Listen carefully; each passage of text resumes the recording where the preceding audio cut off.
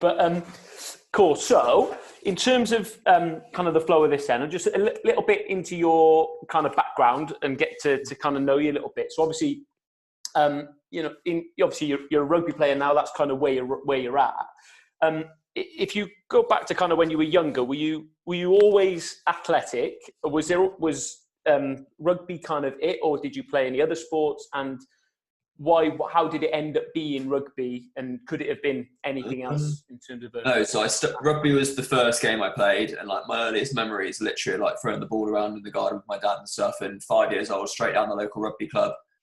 But as a kid, I was always really sporty, so I'd do football, play golf with my weekend would be football on a Saturday, rugby on a Sunday, and then 9 hours with my dad on a Sunday afternoon. So it was like a full-on sports weekend. I got into athletics as well in secondary school and stuff, but I was very sporty as a young kid, so like talking 5 to 11 kind of thing. But in terms of developing and hitting puberty and stuff, all my friends just shot up, and I was such a late developer. So everything I had, I was obviously fast and like skillful or whatever, or natural with sport.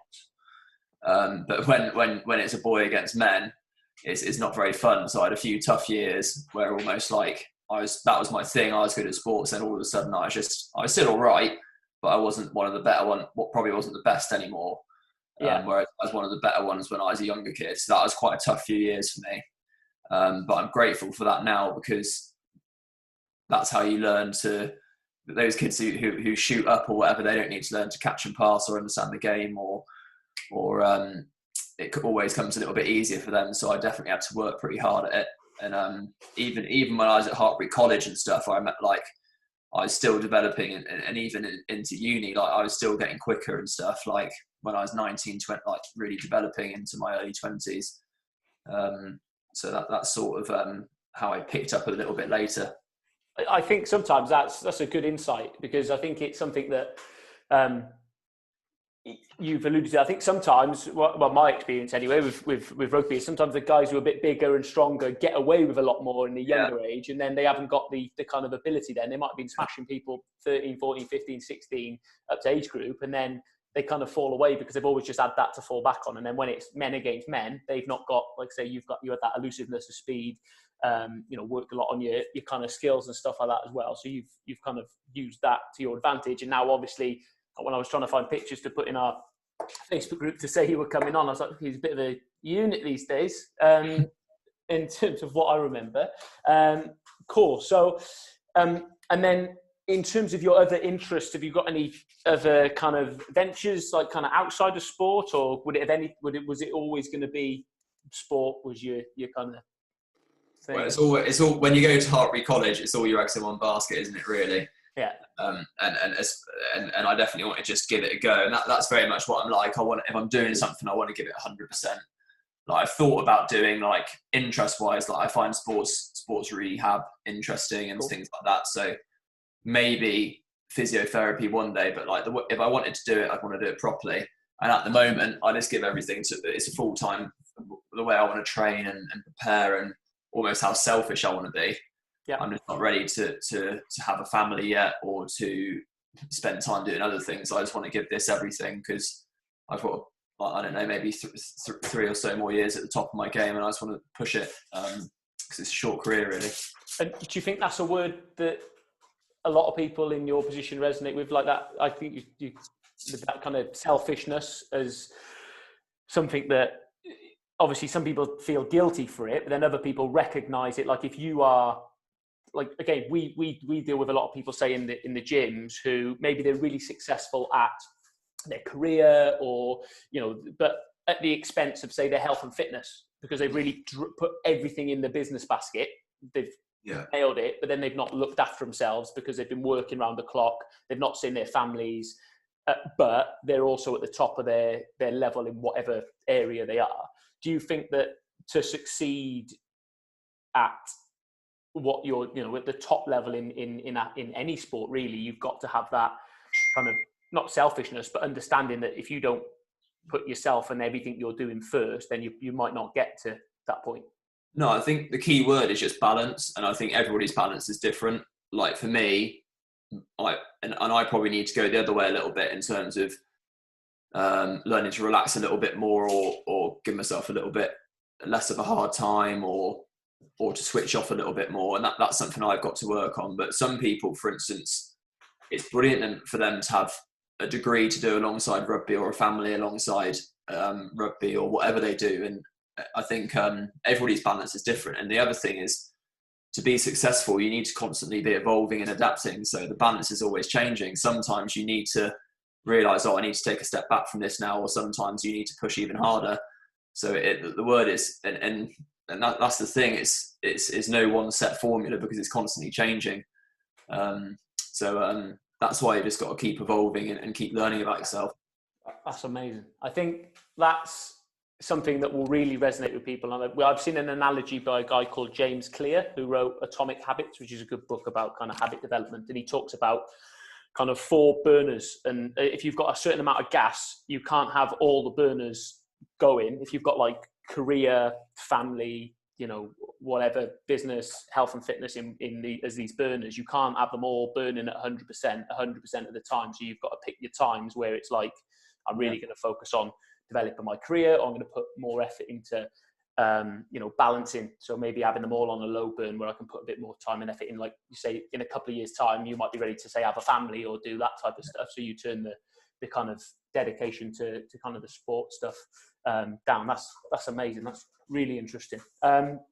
Cool. So yeah, off the back of that then, like you've always stood out to me. Like say, even when go back to kind of Hartpury, and I know Hartpury is kind of a unique place really, but for those who don't know, it's a university college, but its main emphasis is probably rugby, but sports, and kind of equine, but it's produced quite a lot of good rugby players, including myself, and basically you, like say, even in that environment, yourself and obviously a few others kind of stood out as people who were the hardest working. So obviously there's a big pool of people, quite a lot of ability. A lot of people got natural ability, talent. They're big, they're fast, or they're just really gifted at what they do.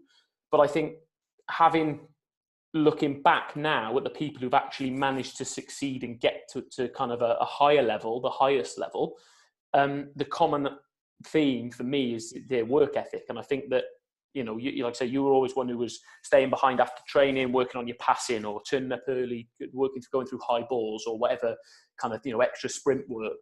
And then obviously that seems to have followed you in your kind of career, even though like say now, some people might be taking their foot off the gas. You've done things like gone to Michael Johnson's, performance academies and doing all those kind of extra things. Where does that drive come from for you? And do you ever struggle with motivation to keep doing that? And if so, do you have any kind of tactics to help you stay disciplined with that? Or so like I said, like as a young kid, I found it all quite easy and naturally one of the better ones and stuff. But to have that taken away from me, like I said, I had a tough few years from like 11 to 16. I didn't make the county team all of a sudden. People were overtaking me. When I came to Hartpury as a 16-year-old, I hadn't done age group rugby. I was in the 3rd team in my first year. Yeah. So when something's taken away from you, I guess it makes you pretty hungry. Like tasting failure or having something taken away from you certainly isn't very nice, and that can definitely motivate you. My dad also has got a real strong work ethic and determination. So those two things, probably a little bit of nature from my dad and nurture in terms of what I've experienced and stuff. I probably never cracked it first time round or had necessarily an easy route in. And that probably makes me question myself or want to prove things to myself and makes me want to work hard. That's amazing. Cool. And then do you ever struggle, like I say, it's probably, well, I imagine being where you are, where you're like, well, I'm definitely going to get selected for whatever game, or there's, I'm definitely going to start. Like what keeps you going? And do you ever struggle with motivation to continue to kind of want to do more or do more than the... Yeah, I guess with that, like the motivation, of course it's hard, like getting up every day, the nature of being how I am and doing what I'm trying to do is I'm constantly uncomfortable because I'm not satisfied. So I doubt myself, I question myself, I worry about failing, and that's uncomfortable, wanting to challenge yourself, nothing ever being good enough, not being happy after games. It doesn't make for a particularly happy time, but that's the price I'm willing to pay at the moment, because that's sort of how I am and how I go about trying to get better, I guess. But because just like you said, it doesn't happen overnight, but because I'm so used to getting up and doing, I don't know, my stretching, or this is what I've got to do today, or this is my plan. And because I've done it for so long, it's just become part of my routine and discipline. In terms of like when people brush their teeth every day, oh, it's a bit of a pain in the ass, but you brush your teeth. When it becomes habitual, I mean, that's just sort of what I do and what I've always done. So although it isn't easy, and of course they'd say, oh, I can't be like, of course it's hard some days to get up. It's just what I do now. So yeah, that's my answer, I guess. Kind of second nature. Amazing. Cool. Awesome. Right. So in terms of your kind of mentors then, obviously, you know, you've got to have that intrinsic motivation, intrinsic ability to do what you've done in your career so far and continue to do so. But have you, is there anyone who's had, so you mentioned your dad earlier, but also, you know, is there anyone, coaches, players, you know, any mentors in particular who stand out to you as people who've had a big impact? Could be more than one, who had a kind of a big impact on your, or influence on you and your kind of development, and why, what did they do, or why would you choose that person? I guess like there's not any one, like obviously if I was to pick one, it would be my dad, just because of all the sacrifices he's made, especially in that early stages of driving me around all over the place, supporting me no end. But in terms of my journey to where I am now, like I think I've just been incredibly lucky of everybody that I've come along at the right person at the right time, and I've always learned so much. So like just when I was at Wootton Bassett as a kid, obviously they're all volunteers, so I had my dad as a coach, a couple of my dad's mates, like what a group we had who were brilliant. When I went to secondary school, I had a brilliant PE teacher who I still speak to now, who really taught me about athletics, and I did loads of stuff with him. Hartbury College, people like Sean Lynn, Big Alan. And then I come into Gloucester Academy at Gloucester, and I've got obviously brilliant coaches, but I played with people like Mike Tyndall, Ollie Morgan, James Simpson, Daniel. So we had a great, and alongside that, younger players like me, Trinder, Charlie Sharple. So we had the best of like real talented young group to push each other on, and top quality senior players to work with. Then obviously at England, like Lanny was brilliant, Big Faz was brilliant coach. Then I ended up having Eddie Jones for the last few years. He's pushed me on no end. And obviously within that, I've sprinting people. I've gone to Michael Johnson Performance Centre. I've worked with brilliant S&C the whole way through. People like Marlon Devonish, Jonas. Jonas, yeah, Hartbury Jonas as well. He still comes in. I've had like even at club Gloucester, we had Paddy Anson, who was a brilliant strength conditioning coach. Barney Allen, even Dan Tobin, and brilliant people at Leicester as well. So like, and physios as well. So like, just the people that I've met and continue to meet, you can just learn so much from. And that's so there's not any one person. It's just been throughout. I've been very lucky with the people I've played with and who have taught me lots. That's amazing. So yeah, it's not singling someone out. Obviously, your dad's probably the top of that tree, but then understanding that it takes to be successful requires an environment. So you know, the ethos that's around Gloucester when you were there, Leicester where you are now, the England setup. Even Leicester, moving to Leicester, I got to play with George Ford, Manu, Ben Youngs, Dan, like all these great players. And I think probably as you get through your career more in sport anyway, you probably end up learning more from the players. When you're very young, everything you learn is from a coach. He's telling you to do this and to do that. But the older you get and the more games you play, you're learning from the players you're with. And especially in the most successful teams, particularly England, it's so player-led.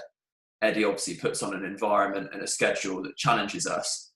But we've got the best players in the world in our team in terms of Owen Farrell and George Ford manage our defence and attack. And we've got senior player group that really put the detail on the game plan, and we really push each other on and learn from each other. That's amazing.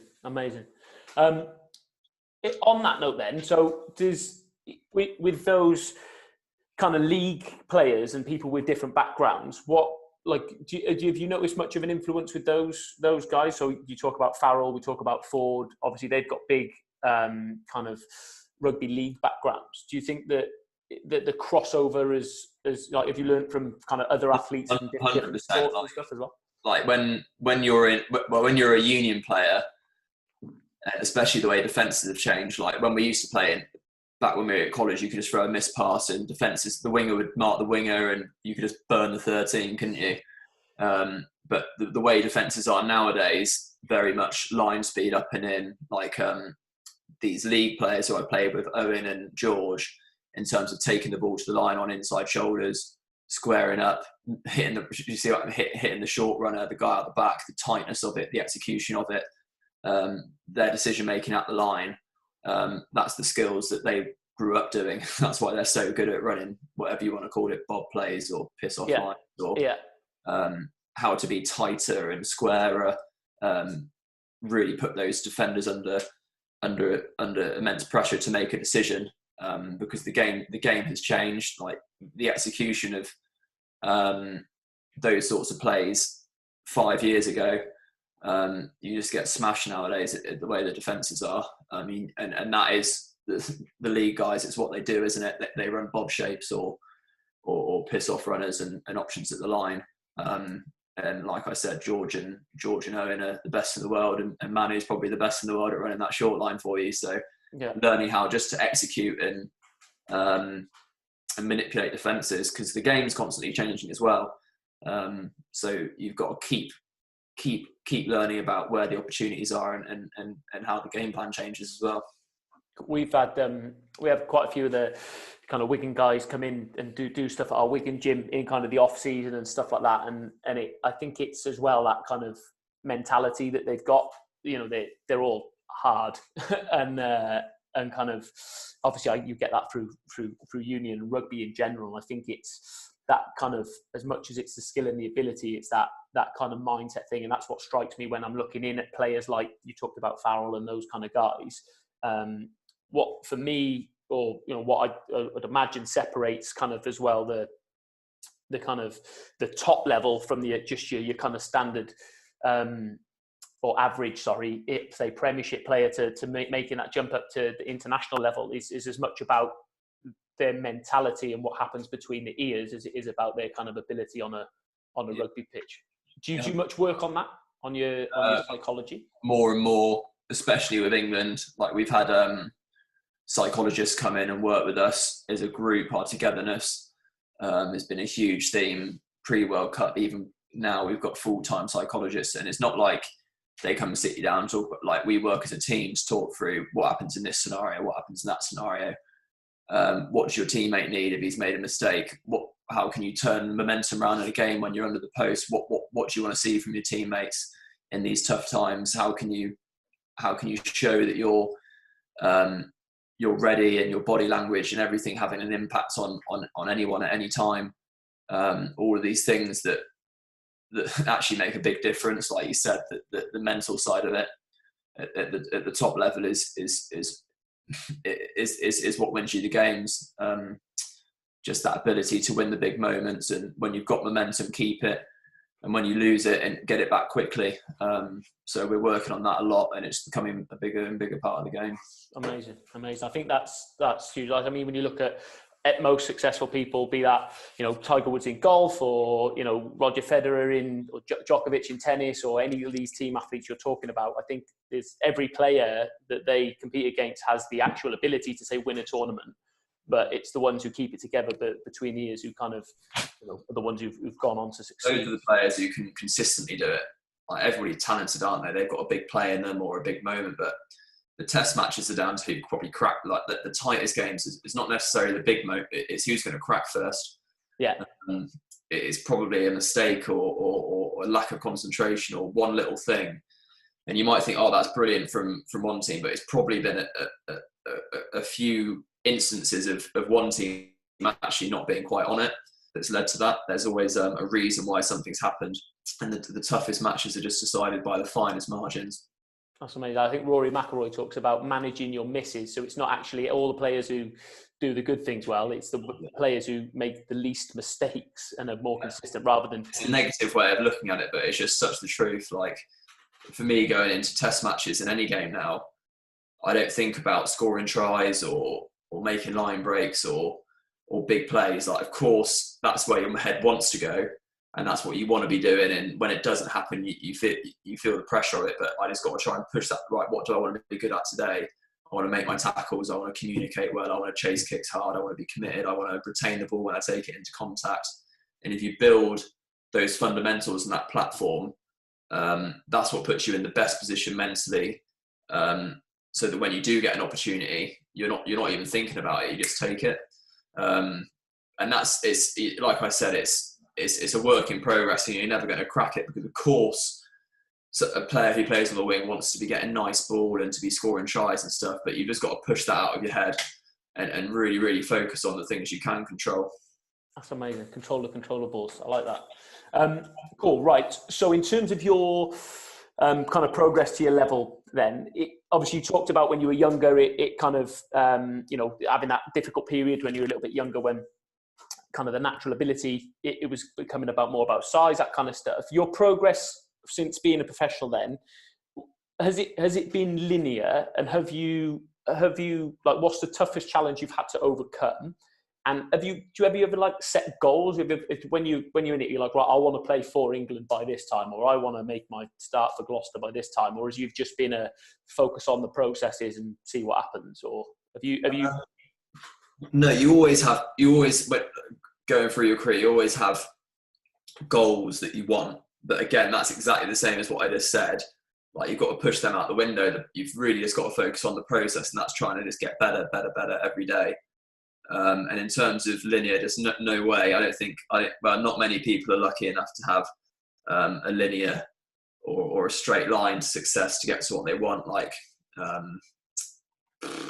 I've been like, and I haven't had it harder than anybody else, but I've certainly had some injuries. I've been dropped from England. I think I've been dropped from England 4, 5, 6 times. I did my ACL, my PCL, and my lateral ligament. That was almost a career-ending injury. That was straight up the 2015 World Cup. Oh, okay. So that was a howler. And that was and that changed me a little bit, I'll be honest, in terms of like taking it to the next level in terms of how I needed to look after myself and be disciplined. And like, I went to a different zone to get through that injury. What, in terms of looking after kind of your S&C, your recovery, nutrition, all that kind of stuff? Just like getting up every day and how hard I had to work to get back, and wanting to come back better than I was before. And touch wood and everything. But that was a tough injury, especially being a sprinter. Everybody's saying, "Oh, you'll lose 5% or whatever," but definitely didn't manage to come back quick. That's why I went to Michael Johnson performance off the back of that. Oh, okay. I've been back since, but no, obviously you lose games, you get dropped, you get injured. There's challenges, there's setbacks, but that's the nature of it, kind of thing. Yeah. And I don't think I've had it any harder or any easier than anybody else necessarily. Like I said, there's maybe a few people who seem to have less challenges along the way and have a more linear thing. But for most people, there's definitely going to be setbacks and challenges on the way. But they're all opportunities, and ultimately that they're a test, aren't they? Because you've got to overcome them if you want to keep improving. That's amazing. So, and I think there again, that's probably what separates your average to your top level is like you said there, you're not going to go a rugby career without having a injury or a significant setback. Even like a bad game, a shocker, like and then you're sitting there and thinking, what the hell was that? Like, you got to think, well, back to the like I said, it's changing. Everything's changing all the time. So you've got to be like, right. Some days you've got to be like, right, back to the drawing board. I'm not good enough at right now. What do I need to change? And how am I going to get better? And how often, or what? Give us an example of things like that when you've had a game and it's something that hasn't gone right, or what have you gone on to change as a result of those in that circumstance? So definitely more so when you're younger, you learn bigger lessons like for the foot, like you've got to learn how to catch high balls, how to defend properly, where to go, what to do. Now it's more of a case of like learning, refining and relearning. Like, of course you're going to make mistakes. Yeah. Everybody does. But from each, why did I make that mistake, or how can I not do that this time? Then you fix that problem. It's balancing plates, isn't it? There's always going to be something to work on at any one time. Oh, how can I get a bit quicker? I want to get a bit faster. I definitely need to get a bit fitter. And then all of a sudden, this needs a bit more work now. Do you see what I mean? So at the end of every game, there's going to be something you're not happy with, and there's going to be something you need to relearn or refine. So that's probably the stage of my career that I'm in now. Like, I'm pretty content with my process and what I am as a player in my game. But certainly, you're never going to be perfect, and you're never going to crack it. So it's just a case of at any one time thinking, this is where I can improve, fix that one, and then go on to the next thing. And is your personality someone who, like, even if you score a hat trick and whatever, are you the one who focuses on, well, I frigging dropped that one high ball, even if you've had a worldly game? Do you give yourself credit for the good things, or are you always just? No, there's obviously good moments, but like my mindset's always, if I've had a bad game, I'm as good as my last game. If I've had a good game, I'm as good as my next game, kind of thing. Yeah. And that's what I mean about being uncomfortable. Like, if you want to get better, and you want to be hard on yourself, or not want to be hard on yourself, if you want to demand more out of yourself, it's not comfortable. It's not a nice. It's not nice state to be in. It's not content, if that makes sense. It's not. Yeah. I don't sit in the evening. I find it hard to relax. I find it hard to unwind. I find it hard to switch off because I'm thinking either I need to do this better, or I'm not happy with this, or things all the time. And certainly, it's like I just said, it is uncomfortable, but I'm more that's what I'm willing to do at this moment in my time, because at this moment in my life, because I'm willing to make that sacrifice to try and be the best I can be. Class. I'm really enjoying these answers, by the way, personally as well. So if I'm just kind of nodding away like a dog. In terms of kind of from our perspective, it's good that you said demanding more out of yourself, or whatever you said then as well, because that's actually a thing I'm going to come on to in a moment. But just for my own personal thing, really. So obviously, I'm a nutritionist as well, something I really got into in terms of helping people in kind of our arena. It's the training side of things, the easiest bit, really. It's if you can help people with, if they're training with us, say, I don't know, 3 times a week, there's 165 hours in a week where they're not with us. And that's where most people day to day struggle, especially in kind of the environment we live in now in terms of nutrition. It's a big component of what we do, but in terms of with you guys then, how much guidance and structure are you supplied with that? Are you told how many calories to consume, how much protein, fat, carbohydrates? And are you one of these people who, or one of these athletes? So these are people some people are very like why oriented. I want to know, and this is where I never used to be, but certainly am now. Like, if you're telling me to do something, I want to know why am I supposed to do that? What am I going to get out of it? Why is that going to benefit me? I want to learn about it. Whereas I've often found as well, working with athletes, is that sometimes people are like, I don't even care why, just tell me what to do and I'll do it. Where are you with kind of nutrition? So there are nutritionists and that we've had, that I've had access to throughout my career. Like, probably you get them more often as the sport's grown and the game's progressed. They come in more often. we obviously get certain types of body fat testing, whether that be calipers. We've had DEXA testing. What else have we had? Well, those two.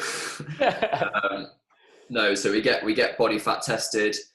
We get nutritional advice, and again, it's not something like when it is as your career evolves or things it just becomes. You don't go from being a student just drinking full fat Coke to all of a sudden just eating lean veg and lean meat and broccoli in the evenings kind of thing. It's something that you've got to learn about and just keep fine tuning to where I am now, which is like quite a good balance of what I eat. Like, to be honest with you, I could eat what I want when I want, and I probably wouldn't put on body fat. It's probably more of how I feel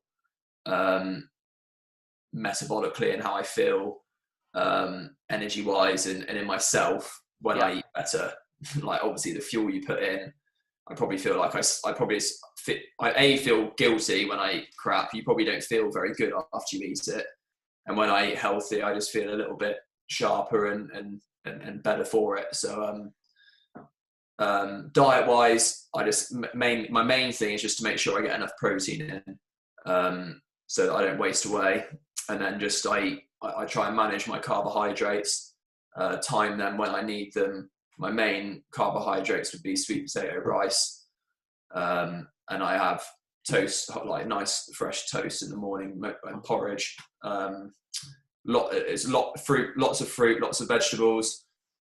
Just try and, like, I don't think for me it's just about, there's no diet in terms of being a vegan or being cutting this out or cutting that out, or no fat, no sugar, like, I think it is about having a real good balanced diet and learning what you need and how much of it you need when you need it, kind of thing. And again, that doesn't happen overnight. You can't expect to go from a diet where you eat crap all the time to straight away eating. It takes time to build that discipline and tolerance to having it's a lifestyle that takes time. So make small changes and then you'll be able to sustain it, and then make more small changes. But yeah, of course, I think that for me anyway, the two most important parts of recovery are sleeping and what you eat. So I try to be as disciplined as I can, but there's a balance. Like, I don't really drink, I don't really go out and party or this or that. So after a game, if I want to have a Wagamama's or I don't know, or a pizza or a treat, that's a good thing to do as well, because that's like you need to stay sane. You need to have, like I said, that balance. If I really just wanted to really punish myself, and just be really, really strict all the time, I could do that. But I figure it's better just to have something in terms of what I can treat myself with. Is probably like a nice meal, or like I said, I had a curry on my birthday. I trained pretty hard that week. Try maybe have a couple of cheat meals a week, and then there's something to look forward to.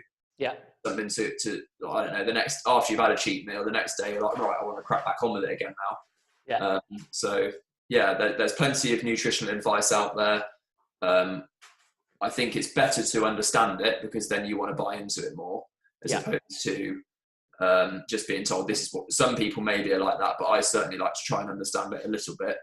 But it's very, very complicated. There's lots of opinions out there with diet and stuff. But for me anyway, just everything in moderation and learning what you need when you need it and how much of it you need.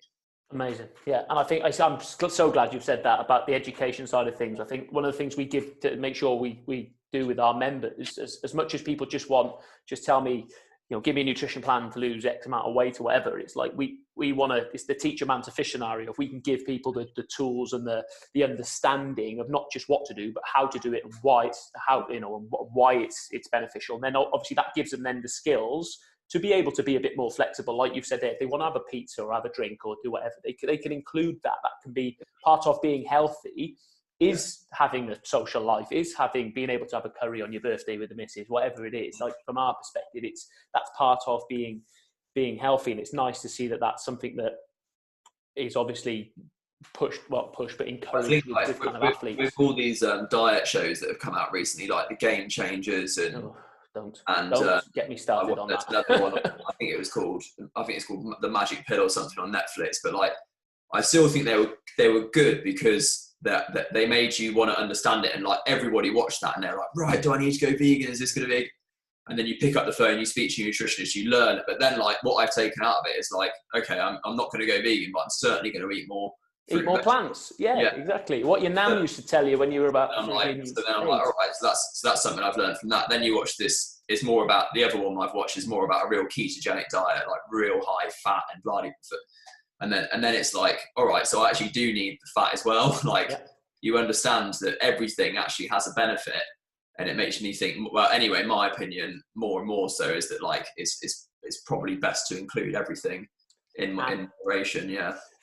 Genius. That's absolutely bang on. And I think it's, as obviously, you know, as someone who likes to study it, understand it, and it's that makes our job quite difficult, because obviously you're battling against mainstream media, Netflix, all these things that put in these, and they're doctors and people who are you would want to trust in these situations. And you know, it's everyone wants extremes, but like you've said there, the more I've learned over the years, and I wish I knew you know, when I was younger, what I know now about it is that, you know, the reality is, like you've said there, we kind of need a bit of everything, and the whole moderation thing and doing things in the middle. Like you cut the fat out, then your cholesterol, you don't have the right cholesterol, then your testosterone's affected, and then so everything, you cut something out, you're probably missing something.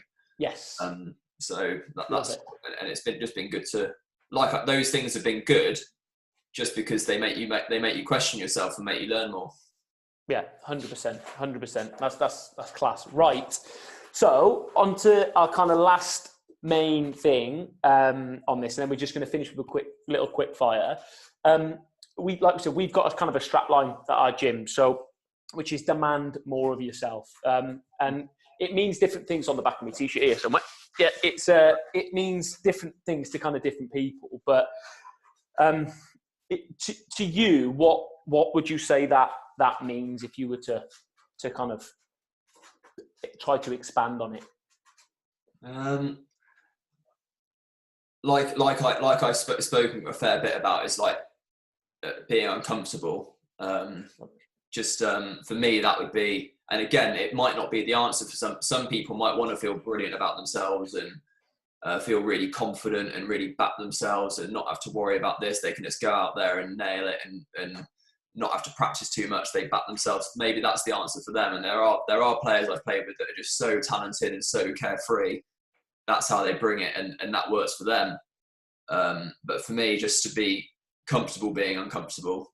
I think that was Big Faz's dad mentioned that to me years ago, and that sort of stuck with me. Just because if you want to improve and demand more of yourself, it's not a comfortable place to be.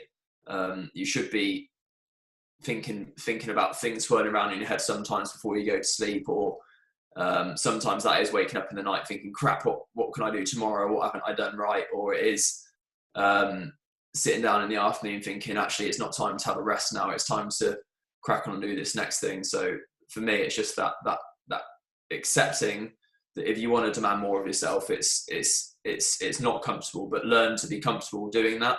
Yeah. Learn to enjoy that challenge and enjoy that process. That's a class. You'll miss it. You will. I'm sure I will miss it if everything was not like it is now. I'd miss that challenge, that project to work towards, or a goal to have. I guess you're lucky. You are lucky. You've got to look at it in another way. You're lucky to have that. Pressure is a privilege, because it means that you're doing something, or you've got an opportunity that a lot of people don't have. So yeah, just as tough as it is, like it's a good thing. That's amazing. That's such a good answer. Honestly, really, really good. Right, quick fire, and then we'll wrap up.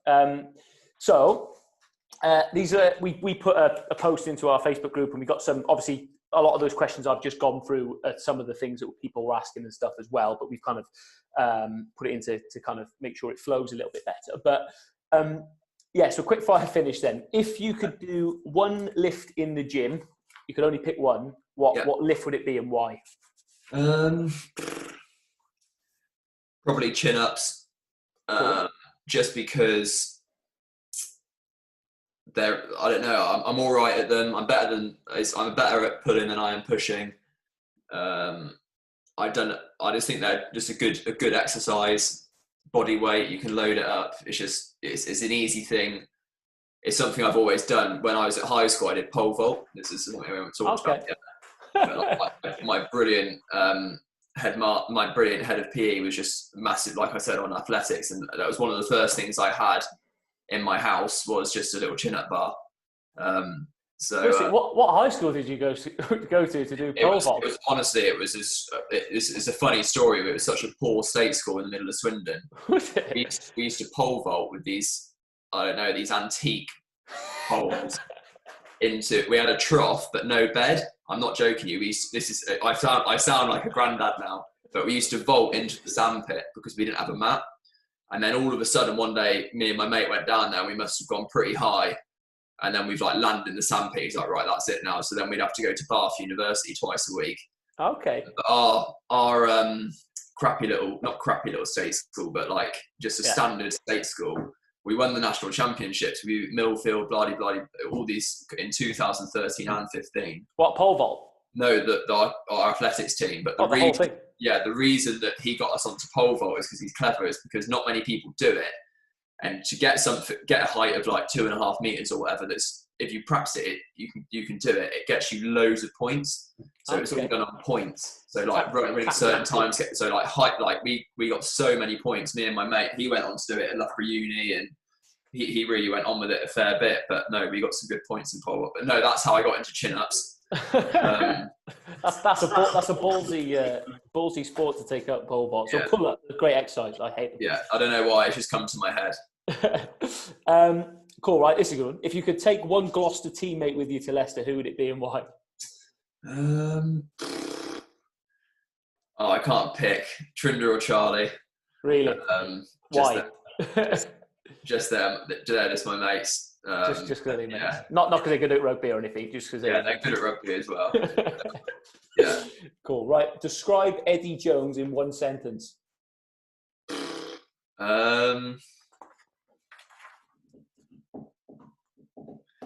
There's honestly nobody else. You won't meet another guy like him. Unique. Yes, unique. Unique, charismatic. You can't really explain him, but he has a way of, like I said, he puts on a structure he understands how to put on a brilliant structure of a program. He understands that.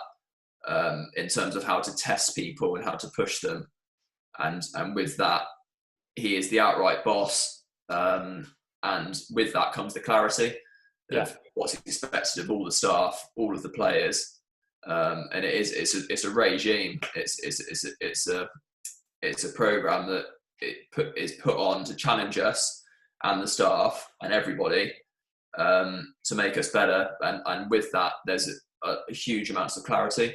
And that's how we've gone about it. He's whenever he does his press conference, I'm always like, I'd love to be a fly on a wall in the changing rooms and behind the scenes with him. So class, right? So Wigan, one of our gyms we've had for 10 years now actually is in Wigan. So obviously, as we talked about earlier, huge input in Union over the years. Robinson, Burgess, Sonny, Bill, Farrell, Ford, Sean Edwards, all those kind of guys. Have you ever been offered a chance to switch codes? No. It's usually the way these days. No, there wouldn't really be a need for me to do that right now. But I can 100% see see why people love rugby league so much. For me, you watch it and think, Jesus, it's a little bit easier to understand. It's a little bit simpler. There is a lot of nonsense that goes on in a game of rugby union, that's incredibly frustrating for fans to watch and players to play. And it seems like the league, you know what you're getting a little bit more, and it is a great game as well. It's an amazing game. That's cool. Yeah. I think you've probably covered this. Hardest thing about being a professional sports person. What would you say that is?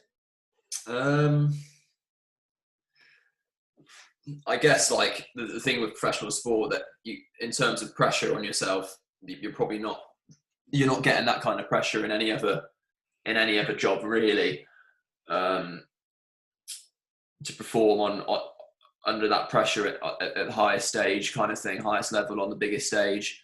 And then on top of that, the pressure you put yourself under as well. So probably it's the pressure.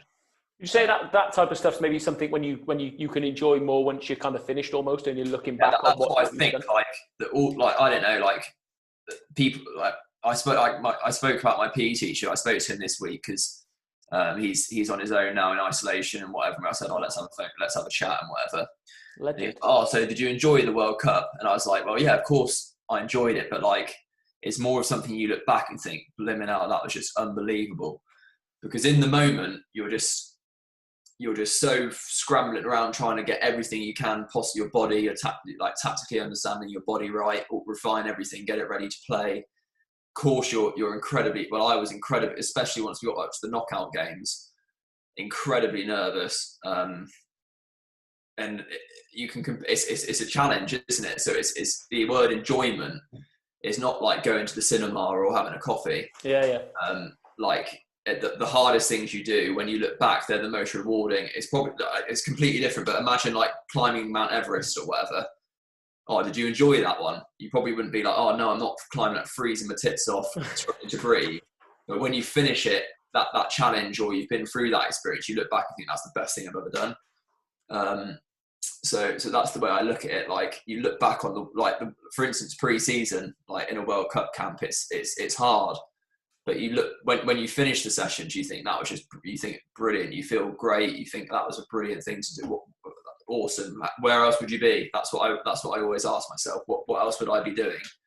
World Cup final week. I was like, well, you could pick anywhere, doing anything with anyone. This is where I want to be right now. As challenging as it is, maybe it's not enjoyable in a sense, but that's the way I was trying to look at it. That's amazing. Cool. Last two questions then. Right. How much do you bench? Standard gym question. Terrible.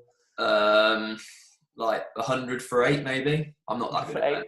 Strong, decent. You've got dead long arms, don't you, to be fair. Yeah, my AC pops me in the eye. Since I did my AC, it's not as good my bench. But no, I'm not great at bench, but it's an important exercise. Who's lifts the most? England. Manu doesn't need to lift weights because it's just a joke when he goes for it. Really? Yeah. Savage. It's like whatever he can lift whatever he wants to. Fair play to him. He's allowed. Yeah. Right. Like, hey, last main question then, and you can be as gentle or as horrible as you want on this one. And I'm asking it because they'll take the piss if I don't. How good was Dimmock as a rugby player, as he's always given it large? Yeah. Okay. So no, I remember Sam Dimmock as hard-working rugby player. That's it. No. Hard-working, core skill-wise in terms of tackle, kick, pass, very good. Understanding the game, good. Could have done with a bit more pace. Fair. I'll take that. Probably fair. I'll say that. Obviously, I haven't spoken to you, but definitely enjoyed playing with you. You knew what you were getting out of you every week. Like, you prepared well, core skills were brilliant, flew into your tackles, gave it 100%. So couldn't ask for anything more from. Those are the sorts of people you want to play with. So as much as your gym members are hoping I'm going to scare you on, you're a good player and good to play with. But you had to work your way in, didn't you, from 13 to 12 to 10 because probably because of the pace. Is that fair? Fair. That's massively fair. So yeah, it's listen. I think for me personally, I was just grateful. I think as soon as I left Hartpury, I was just that when I went and played in France for a bit, and it made me realise how good all you lot were. You know, like you, Henry Trinder, Andries, just Savage, all those guys. I was just lucky there wasn't another 10 who just happened to be around at that time. So, but from my perspective, I think I probably am a similar thing to you, where it's like I want to give everything. So I give at rugby. Probably I've not touched a rugby ball since 2012, maybe. just because I was like, if I can't, I'm not going to do it. I knew I wasn't good enough. So I'm like, well, I want to put everything into what I'm doing right now. So I'd rather be good at this and make this what I do and just sat that off. And I'm glad I've done it. You know, you see a lot of players these days and still in the championship or national one or whatever. And chasing it a bit. yeah, but when you get into 30, you know, I'm 32 now, 30, whatever, it's like you have to start your whole life all over again. So I'm glad I kind of did it because it's put me in a good position now going forward. So, but yeah, cheers for that. I'll take that. I was kind. I was kind. Awesome. Right, Jonny, I am forever grateful for you coming on and sharing some of your, you know, giving us an insight really into kind of your mindset, a little bit about kind of what it's like. I think there were some amazing nuggets in there that can be taken not just into sport or, you know, nutrition, exercise, but any kind of area, just in terms of that dealing with pressure, getting comfortable, being uncomfortable. And I think people can, you know, translate that into kind of any area of their life. So a massive thank you for giving up your time on what is actually quite a sunny day. So right. No problem. And obviously it's a tough time for everybody at the moment. So like I said I just want to help and chip in. So I was happy to help. I think that's something that everybody's going to have to do. For lots of people, help out when and how you can to help everybody out at the moment. I think that's what the positive, like we said, is going to be from all of this tough time. Just help reconnecting with people, helping people out, chipping in. So I hope all your gym members stay safe and healthy, and they can get back in the gym and support you, and vice versa. You can support them, and everything can get back to normal as soon as possible. Awesome. Cool. Right. Well, I'll chop it there, but mate, honestly, thanks for that. I know you didn't have to do that.